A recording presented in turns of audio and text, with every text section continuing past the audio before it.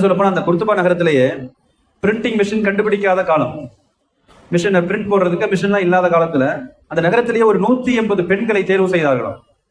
180 பெண்கள், அற்புதமாக அரபி எழுதக்கூடிய பெண்கள், அப்படியே தட்டச்சு டைப்ரைட்டிங்கை போல அரபி மிக அழகா எழுதக்கூடிய பெண்கள். இந்த ஒவ்வொரு பெண்களும் என்ன செய்வாங்க, அந்த காலத்துல தங்கள் குரானை தங்கள் கையாலே எழுதுவாங்களாம். 30 ஜுசு குரான்களை அப்ப கொஞ்சம் கொஞ்சமாக எழுதி முழுமையாக அதை எழுதி முடித்து தங்கத்தால் அதற்கு உரையிட்டு மனமுடித்து போகிற போது அதை சீராக எடுத்து போவார்களாம்.